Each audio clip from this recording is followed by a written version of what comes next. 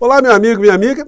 Hoje nós temos temas muito importantes e cenas muito interessantes que irei compartilhar com vocês aqui no nosso portal do José de hoje, que nos ajudam a entender melhor algumas situações que acontecem aqui no Brasil e que têm uma relação direta com coisas muito importantes que estão acontecendo no mundo e que, infelizmente, a grande mídia aqui no nosso país esconde de você, da opinião pública no nosso país. Eu vou conversar com vocês sobre que histórias são essas e também farei uma rápida atualização em relação a alguns aspectos criminais que envolvem lá o artista Gustavo Lima e algumas situações do mundo eleitoral aqui no nosso país.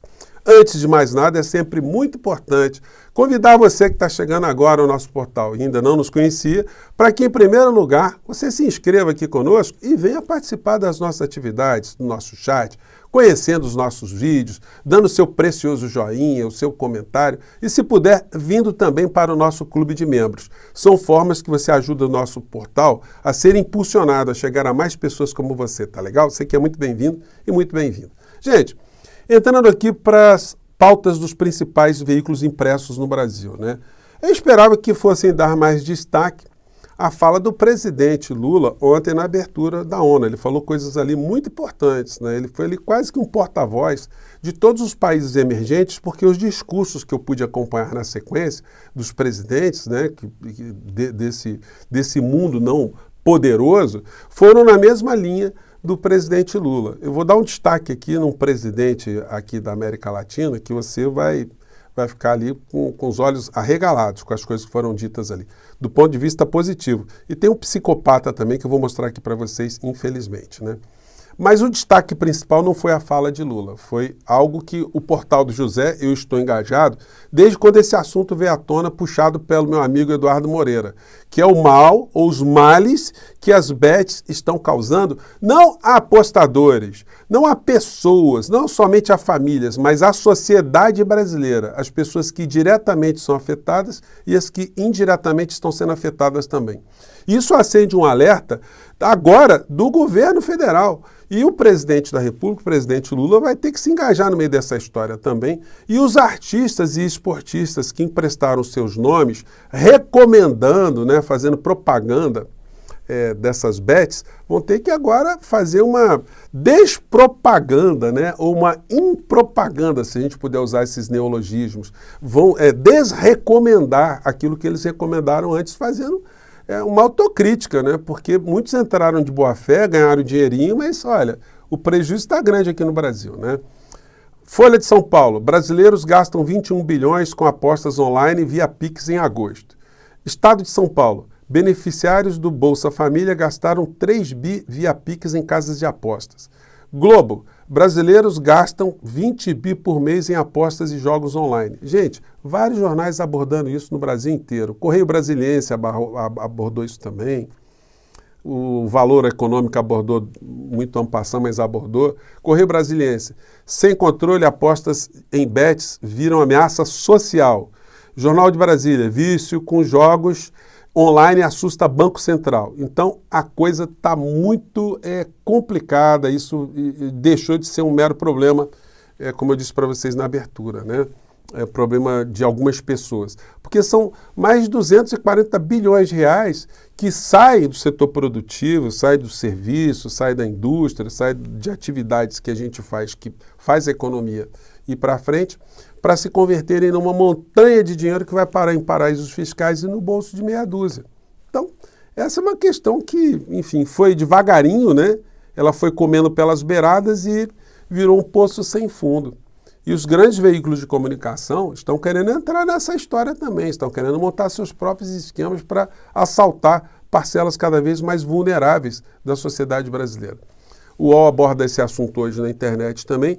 Beneficiários do Bolsa Família enviaram 3 bi para bets em um mês, diz Banco Central. Gente, isso é um absurdo, né? O Eduardo Moreira continua nessa empreitada e o nosso portal que eu recomendei, muitas pessoas do nosso portal se inscreveram também lá no ICL, assistiram o documentário, ele vai seguir nessa linha aí. E é uma causa muito justa, uma causa importante que todas as pessoas conscientes do nosso país tinham que ajudar a alertar as pessoas para não caírem nessa armadilha, porque isso é um vício. O cara caiu na arapuca, já era, né?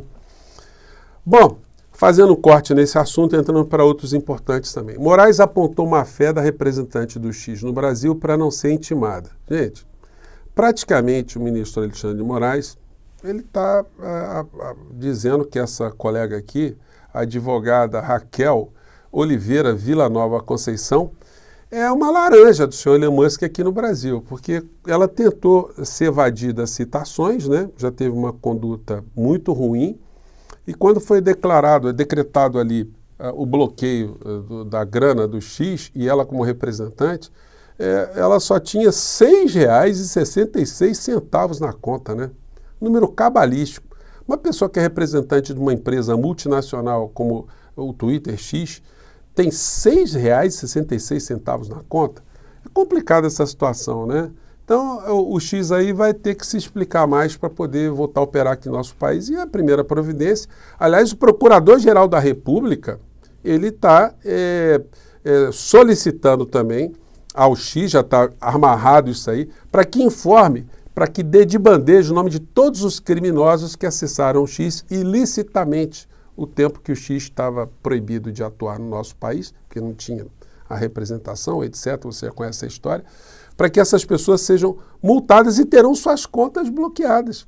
Vai ter muito valentão aí que vai ficar travado, né, de grana, vai ter que pagar, não vai ter como escapar, não. Muitos já estão tentando fazer as suas laranjadas, né, dar uma sumida com patrimônio, mas isso pode configurar um outro crime mais grave no final. Crime dessa natureza que está ali complicando a vida do Gustavo Lima e da Deolane Bezerra. Integration.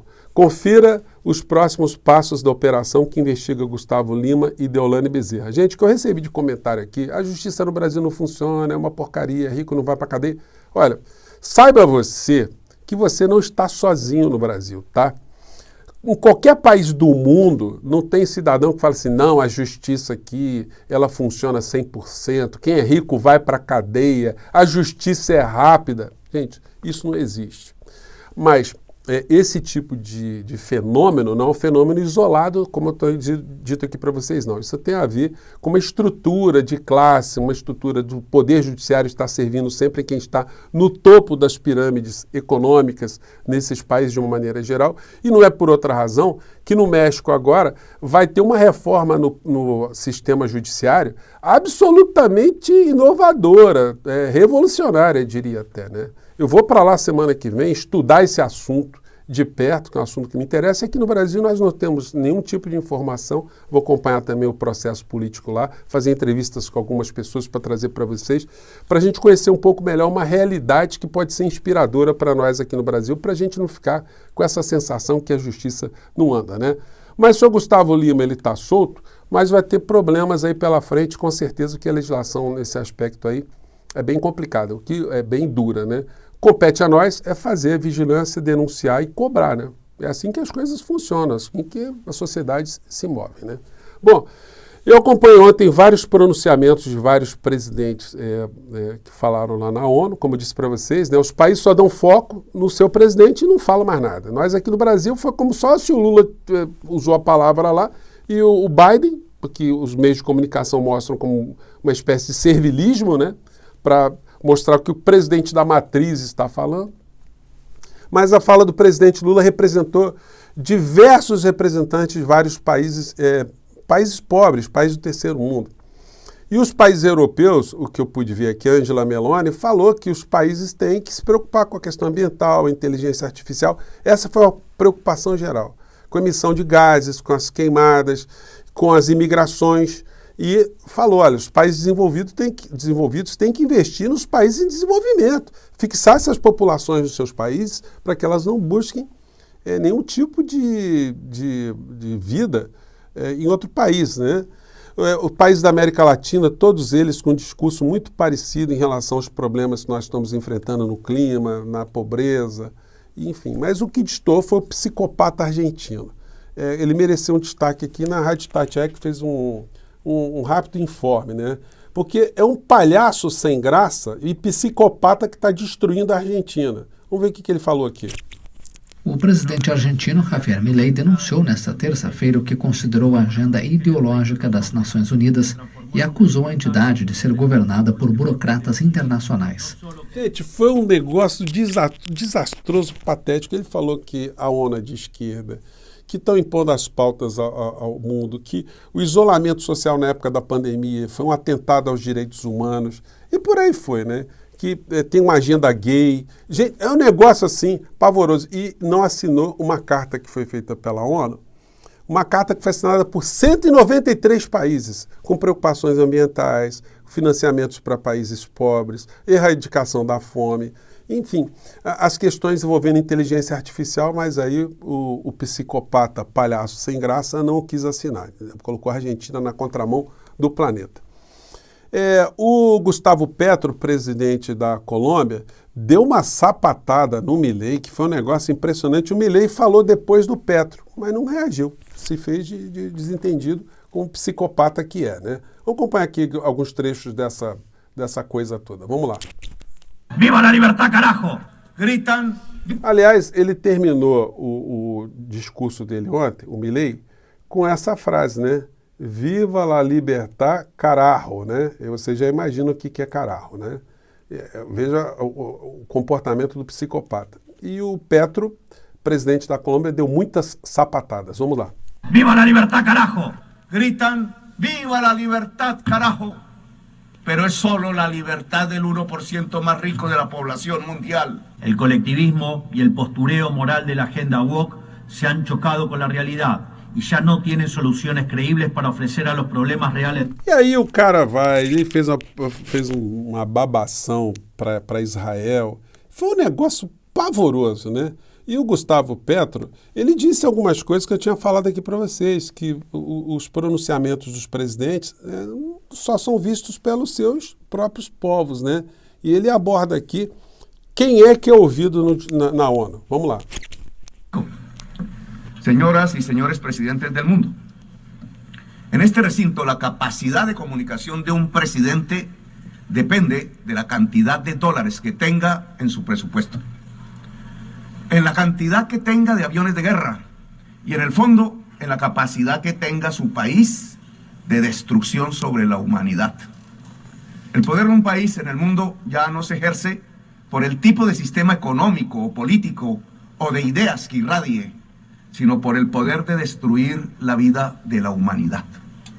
Los que no tenemos ese poder de destrucción, al contrario, los que tenemos el poder de sostener la vida en el planeta, hablamos sin mucha atención prestada y muchas veces quizás solo para nuestros propios pueblos.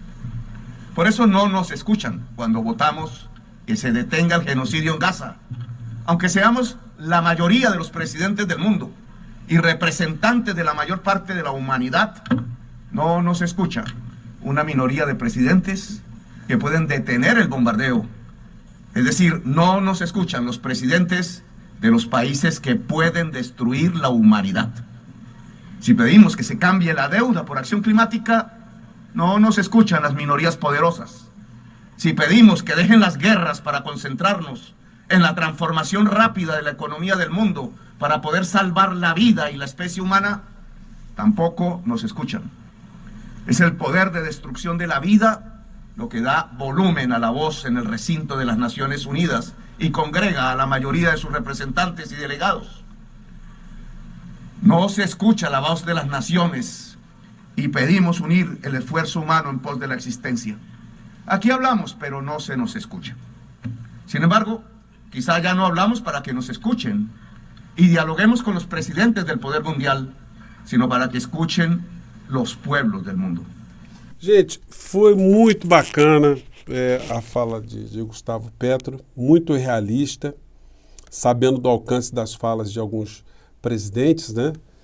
E aquilo que a gente tem conversado sempre aqui no nosso portal. E por isso tem sido cada vez mais importante que os países, como disse Petro, se unam cada vez mais, que as opiniões públicas, que os povos se unam cada vez mais para entender essa realidade que acontece no planeta, aquilo que ele falou. Somente algumas poucas nações que no discurso dele vai dizendo que são comandadas por elites empresariais é que determinam o que acontece no mundo, né? Bom, espero ter jogado aqui mais alguns esclarecimentos sobre essas questões todas e mais tarde eu volto, porque tem muita coisa acontecendo aqui. Eu voltarei também com mais um trecho do discurso do presidente colombiano. Um grande abraço, até mais tarde. Tchau!